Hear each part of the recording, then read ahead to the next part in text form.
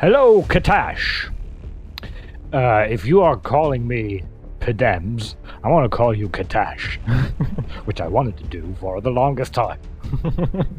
Welcome to our very informal Let's Play of XCOM 2, where I'm going to be showing you around to see if there's anything you might like. So, this is a turn-based strategy game in part, and in part a base management game. So if you like it, you like your entertainment to require your brain to be active, step right this way. Little fun side note, during the release of XCOM Enemy Unknown, the predecessor to this one, the developers noticed that people got weirdly attached to their copy-paste soldiers. And they based, they built on that in the second game, giving you more customization options and putting them everywhere in across the ship and shit. Which I like because I was one of them people. And one nice little detail they do is when you load up the game, they will read your latest game save and put one of your top squad into the startup screen. This right here is Juanita Torres, aka Gangsta, who is actually my squad leader. And since there are no squad leaders in the game, you already realize how much headcanon I have for this. Alright, so I'm going to be showing you a game save that is towards the end of the game, where pretty much everything is unlocked so you can see the full potential. When you start the game, you are, of course, not going to be working with veterans, but with mere squatties that have a bunch of second-hand pea shooters as weapons. But I'm going to show you a full squad of colonels with tier 3 weaponry fully upgraded, so you can see what you are working towards and the many different functions, and also the build that I have that gets me through the highest difficulty of the game. So why don't we jump right in? Alright, soldiers, welcome to the Lazarus, which is your base, which you will be returning to between missions. And in contrast to the first game, this one fucking flies. So as you can see here, everything is unlocked. Here's where you do in the start of the game, these 3 rows of rooms in the middle are basically just rubble that you have to clear, and then you decide what kind of facility you want to build there. There's many different types of facilities with different functions. Shit that gives you power, or communications, contacts, stuff that upgrades your squad, and Scilab, shit like that. There's a couple of things that are story related you have to build. But enough of that. Let's see where my tunes are hiding, where my squad is. Alright, so nobody's at the bar.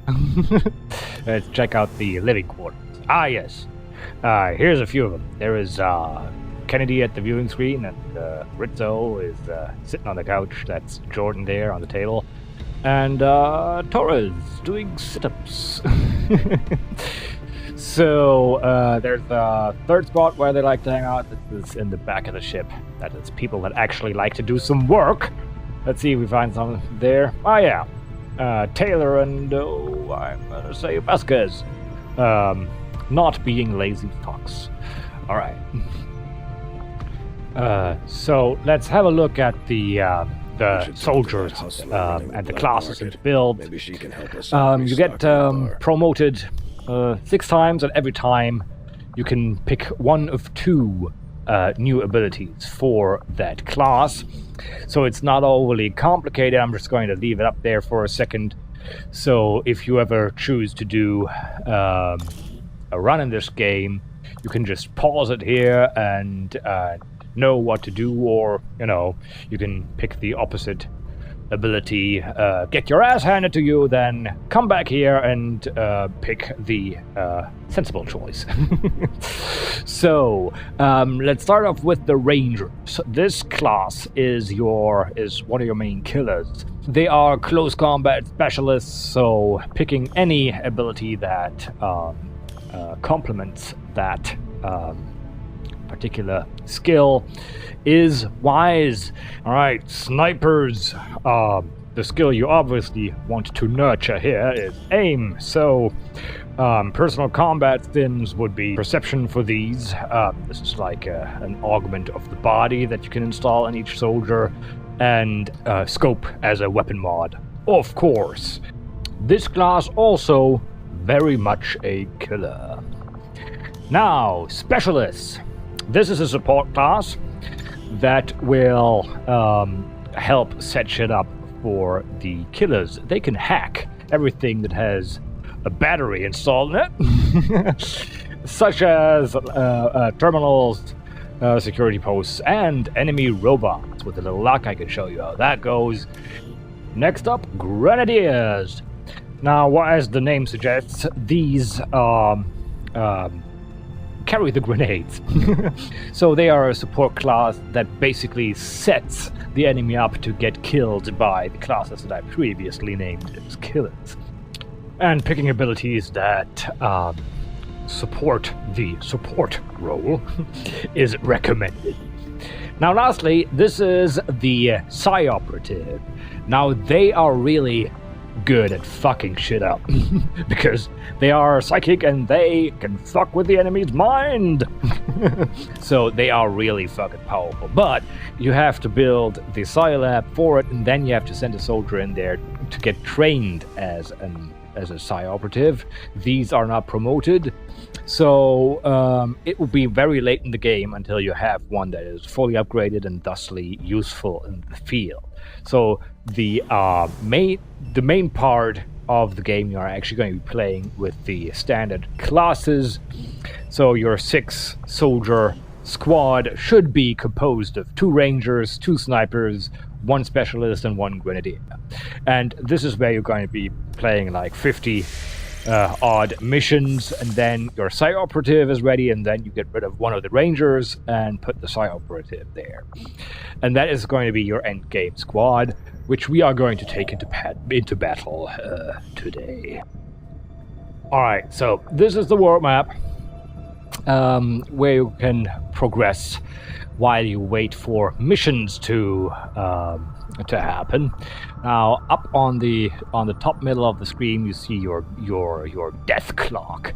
This is the progress the aliens are making in their efforts to end the fucking world. So you want to have a good eye on that. There's certain things that progress that clock. Some things you cannot stop, some things you can do something about. Whenever that is the case, do something about it. All other priorities are suspended then. So you can, contact regions with which will then enable you to do missions on them, or you can investigate resistance rumors, which will grant you all kinds of benefits. So what should we do? I think we are going to make contact to East Asia, because I think I might know someone who still lives there. It is the year 2036, so she's probably going to be old and wrinkled and have like 20 cats, but still. Alright, mission time! So, on occasion you get the choice between 3 different missions. Now, each of these missions will have a different objective, different rewards, and one different dark event it counters. Now, dark events are projects that the aliens are working on to kill you, because they ain't sitting on their lazy asses either. So, you want to look at the dark event first, because there is shit that you need to shut down right away. For instance, minor breakthroughs or major breakthroughs will add 1 or 2 blocks to the clock, respectively, giving you less time to progress the game. Because once that meter is full, it is game over. You will have effectively lost the game. So these are the ones that shorten the game, those you want to shut down right away. If you don't have any minor or major breakthroughs, then you may want to look at the rewards if there's something in particular you want or need. And if there's nothing there either, then you might as well pick the mission type that suits you best. Alright, now let's get some killing done. So if you're like me and you like yourself Woman Can Kick Ass, this game is like a fucking candy store. Look at them, they're all so beautiful. So this is your endgame squad. As you can see, Sniper, Ranger, Psi Operative, Specialist, Grenadier. Most of the game, as I said, that Psi Operative is not going to be sending there, but a second Ranger. You can actually also skip the building of a Psi Operative and play the entire game with 2 Rangers. I have done that. That works as well. It just requires a few different tactics, and Psi Operatives are just a lot of fun. Because of their previously mentioned ability to fuck with the enemy on a psychological level. Great. Alright, soldiers, make me proud. Now you may have noticed that I gave my squad, in the customization options, little personal touches. There's actually different attitudes that are reflected in the way they stand and how they respond to orders on the field. They will always follow your orders. They are just going to sometimes complain about it, depending on the attitude, or sometimes be really eager to get shit dead. So this all adds to your squad's personality, and you automatically start to build a headcanon for them. I fucking swear, half the money the game made is due to headcanon. The story is pretty much, run-of-the-mill, nothing special, but if they can make you care for the characters, story is secondary. You will be invested, and nothing invests you more in your squad than fucking headcanon. Am I right? Alright, the mission type is protect the device, which means the enemy is going to run over there and try to destroy that thing, and we'd rather they didn't. So we have to make our way over there and kill them before they do. And this is when I learned that I don't get a warning when my hard drive is full, and none of the mission recorded after this point. So I went ahead and started the next best thing, and then, took note when to take a break and relocate files through the network onto the other computer. So there may be a few weird cuts in there. Just a little heads up. Okay, second try. For this mission type, we have a council mission, which is my personal favorite. In this case, the Resistance has found a collaborator. Some human that is helping the fucking aliens. So, we got sent in to retrieve or kill that collaborator. This is on a timer, 12 turns. If we don't extract by then, everybody fucking dies. So, no pressure. So, let me show you the mechanics there real quick. You see a blue line and a yellow line. and those two little arrows over your soldier. That's because per turn, each soldier has 2 actions. If you move within the blue line, it costs you 1, and then you can, fire your weapon or do what you want to do. If you are not in a perfect position at the beginning of the turn, if you move within the yellow line, you will be out of turn. So you must make sure your soldier is somewhere relatively safe where they end up, or, tactically relevant for when the next round starts. So we are concealed, which means they don't know we are here, so we can actually see them before they see us, which is quite useful. So we are going to just be moving very carefully, and we're going to be putting our squad into cover, because once our turn is done, an enemy patrol might stroll by into vision, and if they come from an unopportune direction, in a way that we are being flanked, they will see us and open fire, and people are going to get hurt, and we don't want that. So let's see what goes down.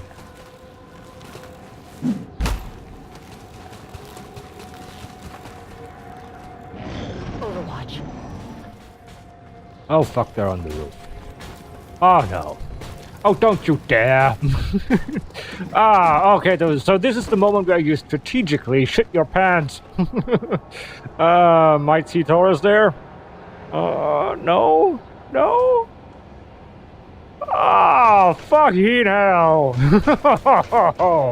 Alright, okay, so we have a little bit of luck, but we have to attack right now, because if we move into any direction, they will see us. There's a robot in this group, so why don't we let our hacker Rogers persuade this robot to join our cause for, 3 turns.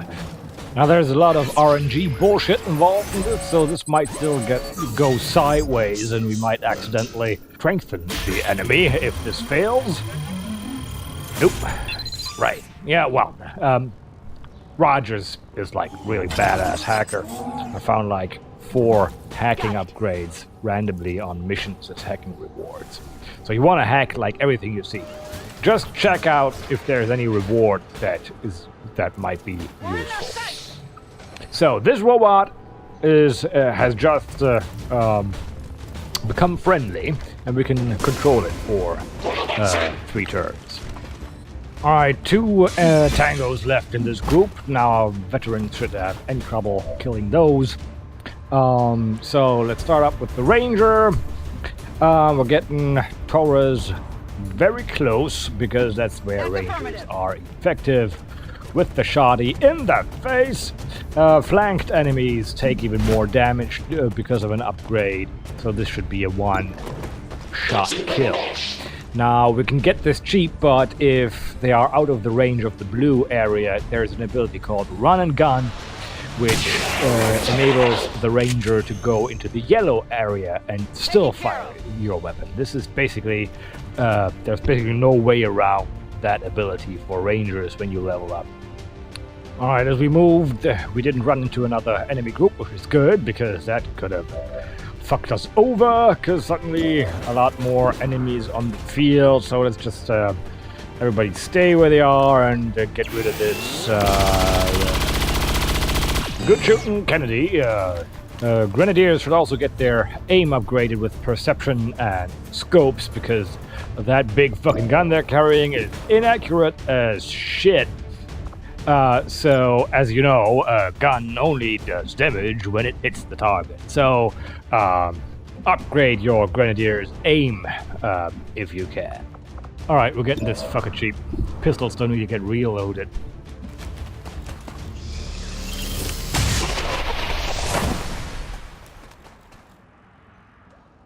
X-ray neutralized. Okay, so where the Ranger is, that is a line we won't cross with the rest of the soldiers, because if we trigger another group, when we see them, they can see us, and you're in a world of pain, especially with half the soldiers out of actions. So we're just going to be proceeding with caution here, and I have the ability for the ranger to move once after getting a kill in a turn. But we are not actually going to stay right here, because I think if I move just 1 inch, there's going to be another group. Alright, so they are probably going to be over there with the target. So why don't we send our newly acquired robotic friend over there to wake them up and see what we see. Okay, 3 codexes and a gatekeeper. The gatekeepers are tier 3 enemies that will show up late in the game when it is assumed that you can handle that much pain. But, you know, if you've been spending your time getting your soldiers killed and have to retrain newbies, then that assumption might be wrong, but the game does not give a fuck how much you suck at being the commander, so I suggest taking care of your squad. First up, we'll see if we can dominate that gatekeeper. Now, domination you can use once per mission, so you don't want to use it on like the janitor, but there's a good chance this might fail. Let's see how Sidorova does.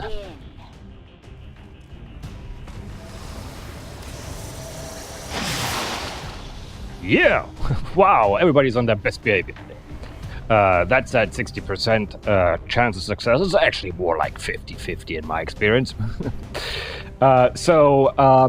Thanks to domination, this very powerful enemy will join our side for the rest of the entire match, not just for 3 turns like the robot. Now, the 3 glowy figures there are codexes. They are a piece of work. They, when hit, will split their health in 2, and one half of them is going to teleport somewhere else, so you're actually doubling the numbers of enemies if you hit them without killing them, which is why it is very, very good to have abilities that don't cost any actions, or abilities that give you an extra action once they're done. So we're going to first prepare the battlefield with our grenadier, and set those codexes up to get shot by the killers.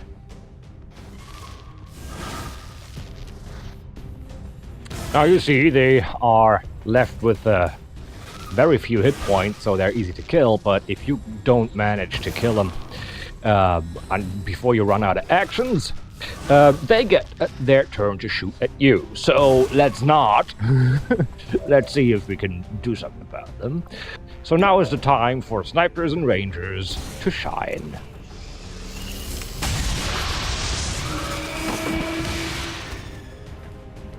Hostile terminated.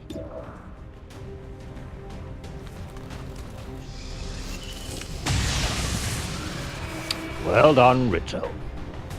Now, all of my snipers get the suit of armor with the hook shot in it, because that doesn't cost an action and can get you up to a higher elevation.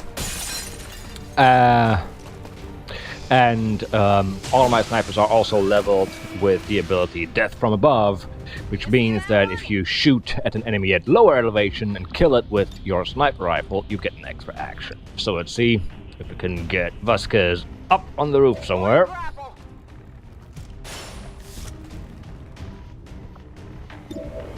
Alright, we've got good line of sight here to all the baddies, but let's check first who of them is in range of the pistol so that we don't snipe that one. Forward target, Colonel Vasquez, if you please.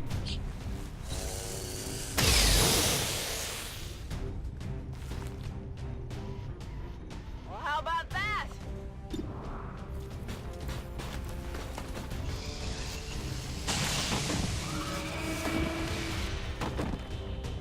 Not too shabby. Now let's take care of that turret over there. We can kill it right away with one of those rockets. They don't do that much damage to kill him in one hit, but they build it on the roof, and that we can blow up, so it will fall down to the ground and be done. Okay, only one Codex F. We're getting that one cheap with the melee attack of the Ranger. We're not even using any ammo for this.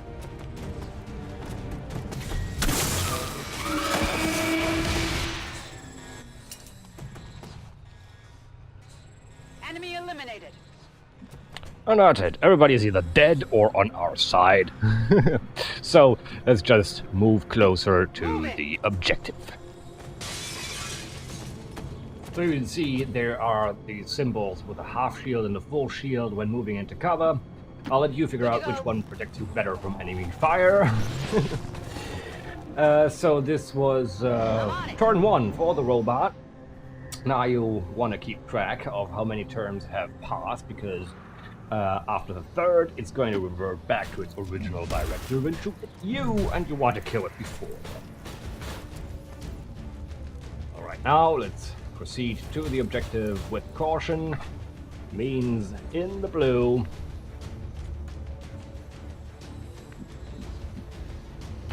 Moving to designated coordinates.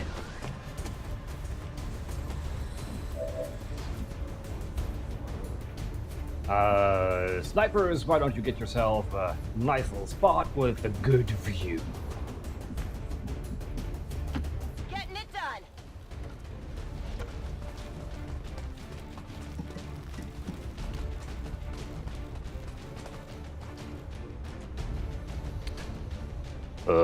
Cedar River.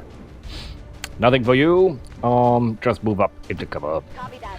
Not too far, because we don't want to run into any more enemies during this turn. Alright, Raj's specialists have an ability where they automatically go into Overwatch if they have spent any actions on anything else but moving, so I can move her into the yellow and she will automatically go into Overwatch after. Overwatch is where you end the turn, and when the enemy moves, the Overwatched soldier is going to fire. With a little luck, hit as well. Copy that.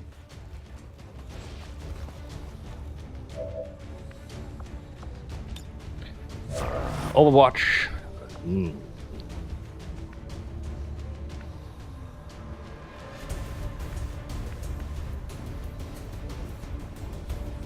Nothing for the gatekeeper at this juncture. And Overwatch. And let's see what we see. On Overwatch.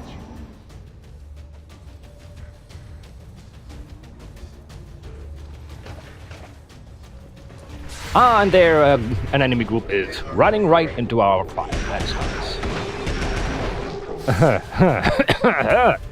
The robot hit something. I don't fucking believe it. They have aim like drunk granny. All right, well done. Nice. Torres. Swing to miss.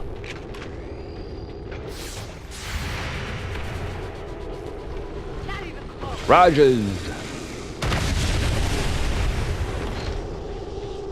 One big fat hit. Hit the armor. Nice. All right. Wait, what's going on? Oh, that one got stunned. Nice. The bowcaster that Rogers has there has a 20% chance to stun an enemy on hit. So this is nice. We don't have to worry. And the Muton panic. Yes. This is also, wow, RNG is lying to you. This is not happening in this frequency, usually. The Ranger has a suit called the Rage Suit. We made that of the skin of the Muton queen that we killed. And there's a chance that any Muton that sees it panics. So we don't have to worry about this one either. Executed! You gotta be kidding me. Okay, so, all my snipers get one weapon mod in there. It's called a repeater. It gives them the 15% chance to execute an enemy regardless of their hit points. And that's what just happened here. So we're gonna now focus on the low priority targets, I guess. Vasquez has no line of sight. We are killing the Muton that's left. We leave the Andromedon over there alone because it's stunned and won't be able to do anything during its turn. If we kill it now, the pilot will be dead, but the suit the pilot is riding will automatically come back to life and we have another enemy on the field. So we don't want that. We'll leave that one alone and see if we can persuade that Muton over there to get into the line of sight of my other sniper.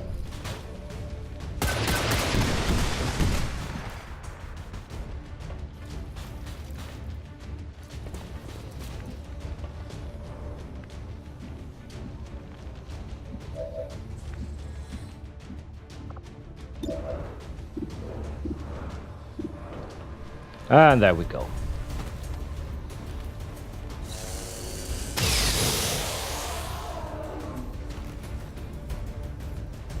Not too shabby. And reload that gun. Ready to go.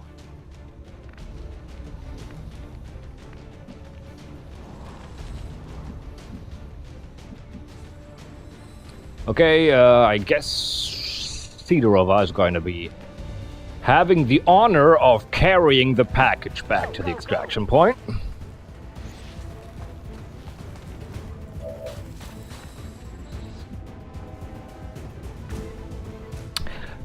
We still got 3 soldiers left, I'm going. so I guess we can take care of the robot now so that it doesn't become a problem later.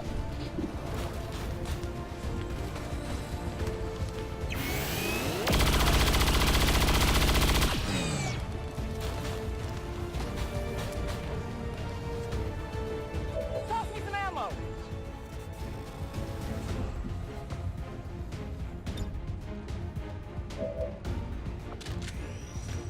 Locked and loaded.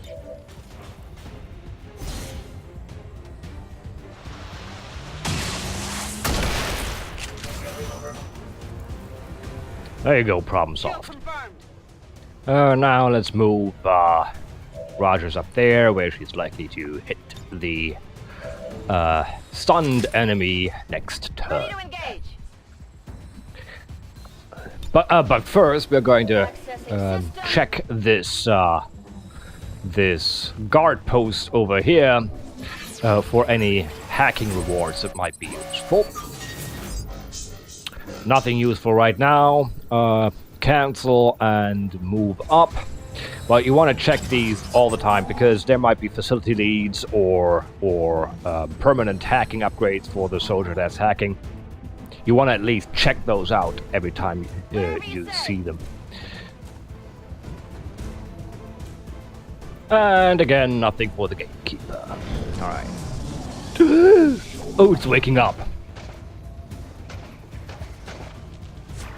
Ah, went into Overwatch. False alarm.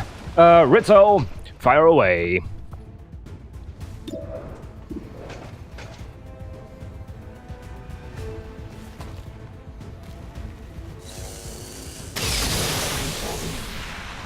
So now the alien in the suit is dead. Now watch the fucking automated system of the suit it was piloting bring it back to life. So we have to deal with this as well. On the move. I'm moving her up right now because we have 7 turns left and the extraction zone is still a ways out. And Sidorova is now going to take care of the objective for us. Now we're going to knock the target out and then we have to carry them to the extraction zone. So whatever soldier is carrying the target will not be able to fight. IP located. Alright, let's take care of this thing. I'm going. Warbird. Fire.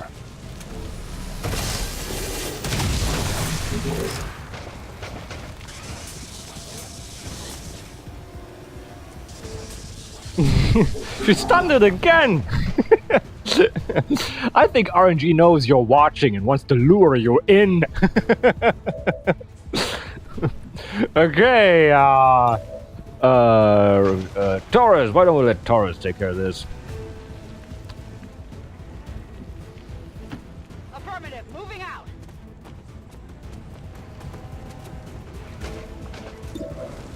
fire away.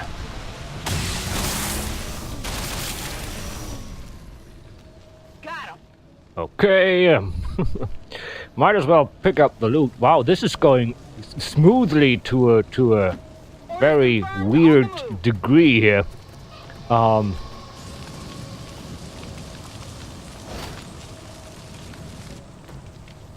something new. Okay. Well, everybody else, I guess, run up to the closer to the extraction zone. We are moving out.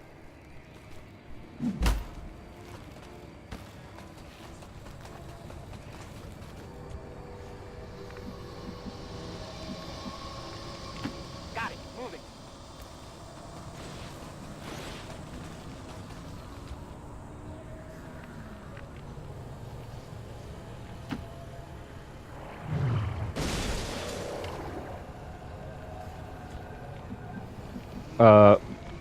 Alright, we're gonna move Sidorova up into high cover over here.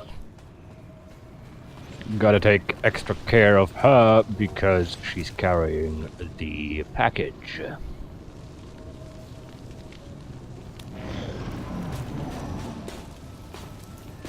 Advent troops. Alright, 2 more, piece of cake.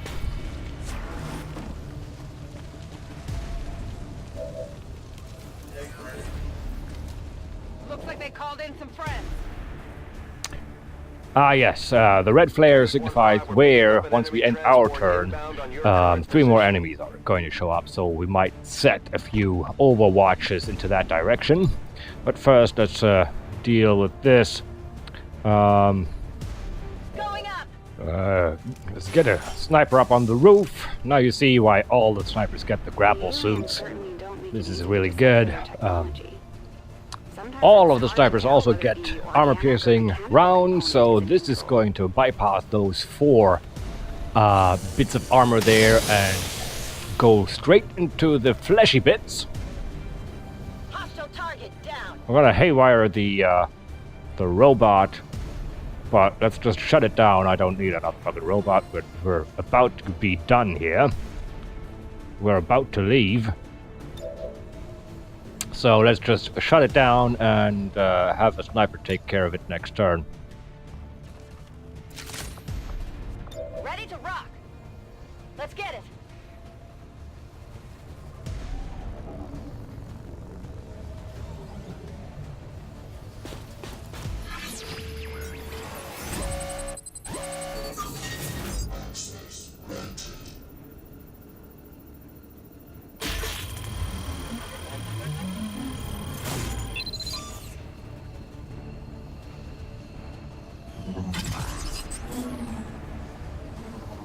Got it.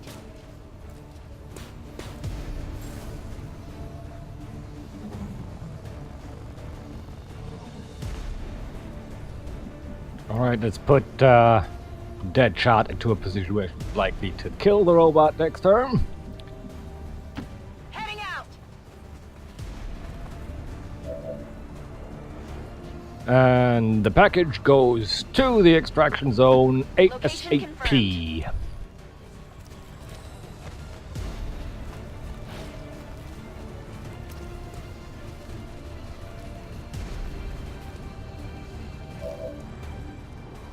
Alright, buskers.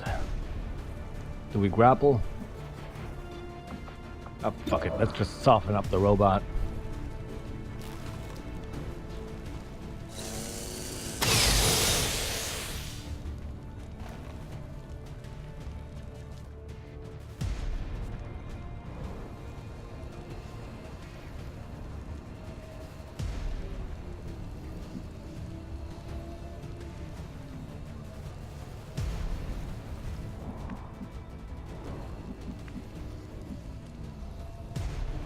Okay, and the rest goes into...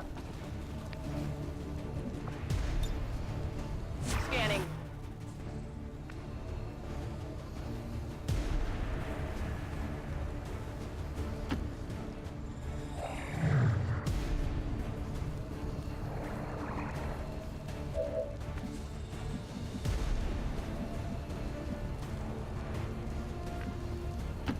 Moving out.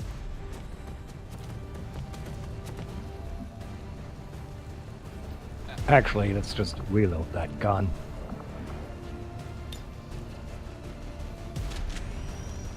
Ready to go.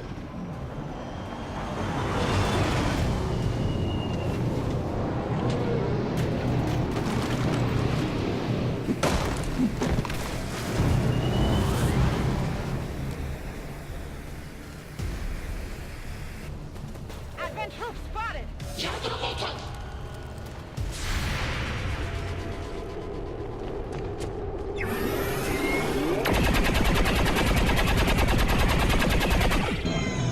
Good shooting.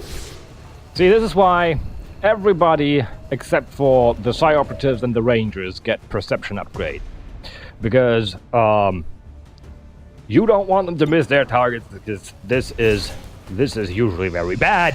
Because you will have wasted a full set of actions on a shot that didn't do shit.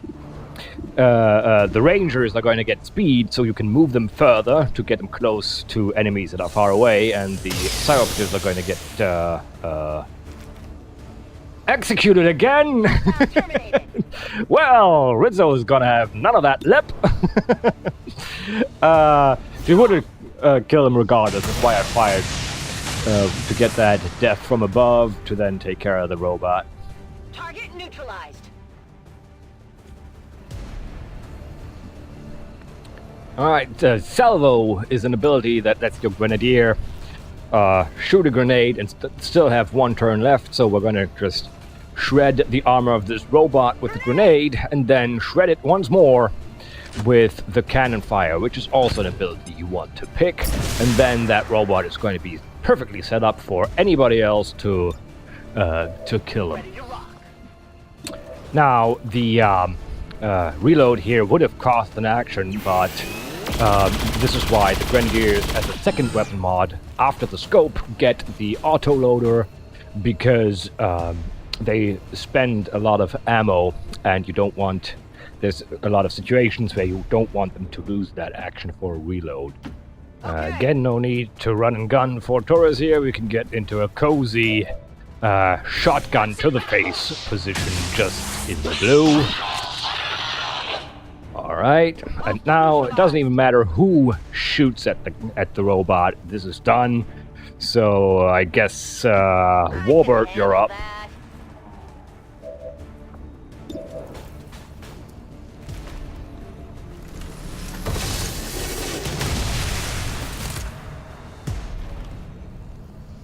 And that should be it, actually. I think there's no more enemies left, with 5 turns on the clock. Okay, so everybody move to the extraction zone now. I have had missions like this where I had my last soldier extract with literally 1 turn left. So had I not been able to get there, that soldier would have died. So this is all very unusual. We actually still got time to kill the fucking gatekeeper, because as soon as the Psi Operative that's controlling it extracts, it will become an enemy again.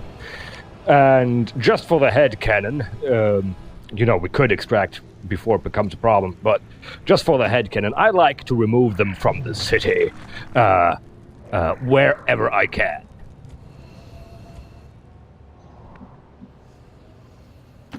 Heading out.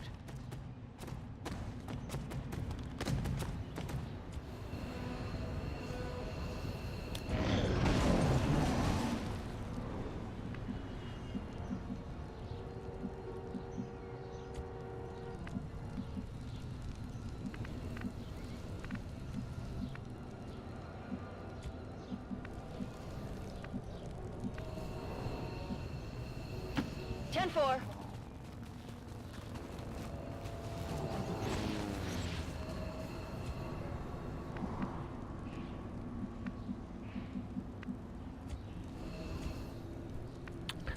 Alright, so, let's rupture this gatekeeper. Now, rupture is a kernel ability for your Grenadiers that you want to get because it's incredibly useful. It ruptures the target if it hits, And when it does, that means that it will take more damage from all subsequent sources, setting it up perfectly for to get killed by the rest of your crew. Now, so if they do that, Rapture Shot will do 3 things at once to support the rest of the team. It will, number 1, shred the armor of the target a little bit, so it's less protected. Then it will rapture it, it'll take more damage, and also it will holo-target the enemy, which means that it is easier to hit, so the rest of your guys are less likely to miss when firing. Okay, let's put a null lance through this, so we'll take a good chunk out of its health.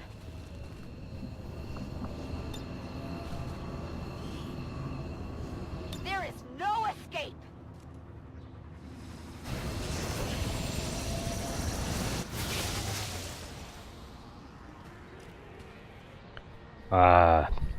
Two points of health left.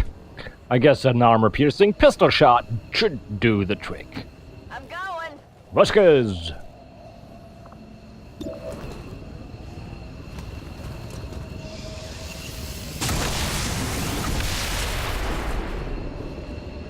you see that one? Now those things do damage to everything close by when they explode, so I usually don't like rangers handling gatekeepers.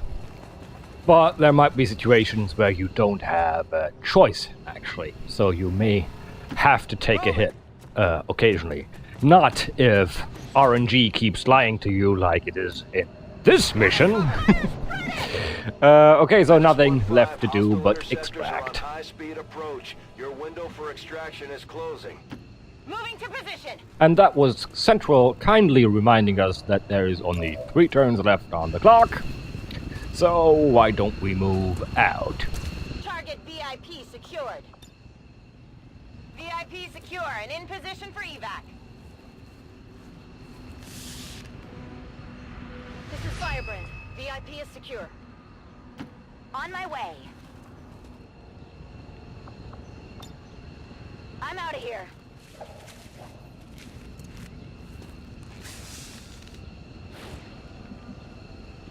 No problem, boss.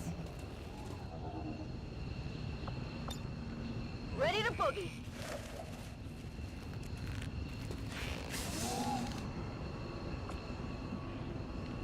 I can handle that. Packing it in.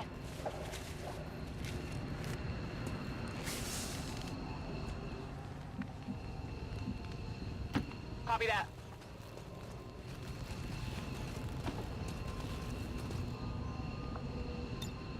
Let's go.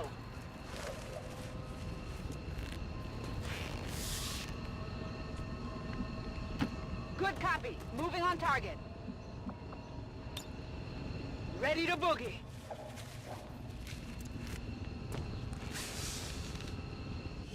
Status confirmed. Mission accomplished. And there we go, flawless mission. That means that none of your guys got wounded or killed, and you did the objective. If you get shot, that rating goes down to excellent, which is still good, but then one of your guys is going to be in the infirmary. Or, you know, if you suck, you might even get soldiers killed, but so long as you still do the objective then, it's still going to be a good rating for some reason. Getting your soldiers killed, I do not classify as good. I pride myself on not having lost a single soldier. At least in the later runs. I did my first one on normal difficulty to get the hang of it, you know. And I may have lost a couple. But the highest difficulty pretty much demands a flawless rating in every mission, because when everything takes a lot longer than on the lower difficulties, and your soldier is going to be in the infirmary for like 30 days, might as well be dead at this point, because the replacement will be leveled up that far. So yeah, that's it. I guess there's not much more to show you. I didn't get to show you what the gatekeeper actually does. I didn't have a job for it this time, so this is something you are going to be finding out on your own. Probably at a point where the gatekeeper is going to be using its abilities against you. Because they show up before your psi operatives already. So the first few you're going to just have to kill the old-fashioned way. I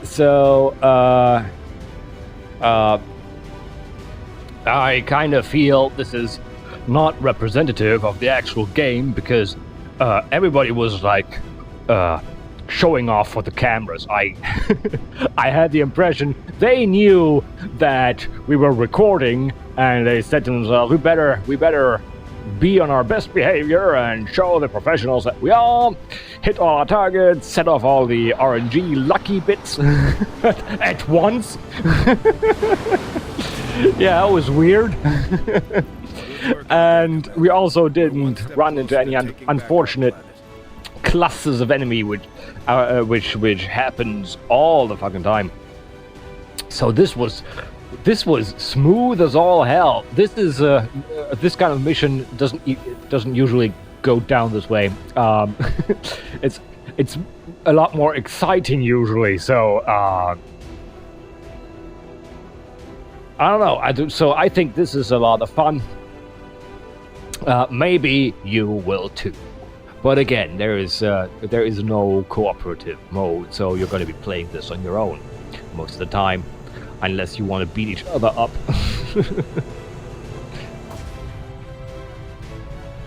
Another impressive effort, Commander. My expectations were high, and yet you have exceeded them.